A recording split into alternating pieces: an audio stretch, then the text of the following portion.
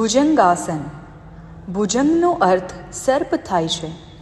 ભુજંગાસનને cobra pose તરીકે પણ ઓળખવામાં આવે છે.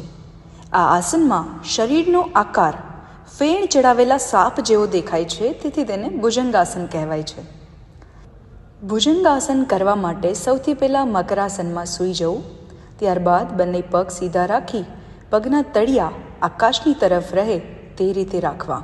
બંને હાથને ખભાની નજીક રાખી બંને કોણીને શરીરની નજીક રાખો. ત્યારબાદ શ્વાસ ભરતા ભરતા હાથના સહારે ધીમે ધીમે માથું ઉપર ઉઠાવો. હવે બંને હાથના ટેકાથી શરીરને ઉપરથી ઉપાડીને કમરને પાછળની તરફ ખેંચો.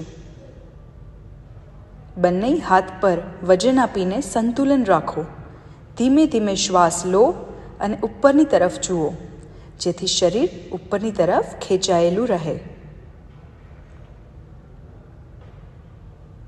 આ સ્થિતિમાં સામાન્ય શ્વાસ પ્રશ્વાસ કરી 15થી 30 સેકન્ડ સુધી રોકાવું.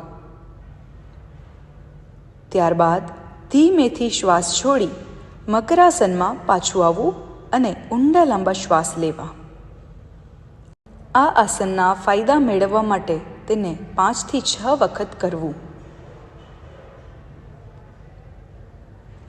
ભુજંગાસન કરવાથી પીઠ, ગળા અને ખભાના દુખાવામાં રાહત મળે છે. થાક અને તાણથી પણ મુક્તિ મળે છે. કમરના ભાગને વધુ લચીલી બનાવે છે. પેટની ચરબી ઘટાડવામાં મદદ કરે છે.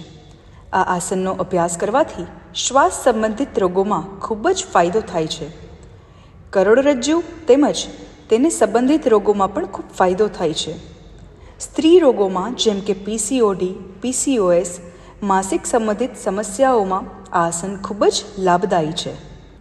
ભુજંગાસન કરવામાં અમુક સાવધાનીઓ પણ વર્તવી જોઈએ, જેમ કે સગર્ભા સ્ત્રીઓ અને જેમને પાંસળીઓમાં કોઈ તકલીફ હોય અથવા તો જેમણે પેટનું ઓપરેશન કરાવ્યું હોય તેઓએ આ આસન ન કરવું જોઈએ. હર્નિયા, અલ્સર, હૃદય રોગના દર્દીઓએ પ્રશિક્ષણના માર્ગદર્શનમાં કરવું અથવા તો આ આસનનો અભ્યાસ ન કરવો જોઈએ.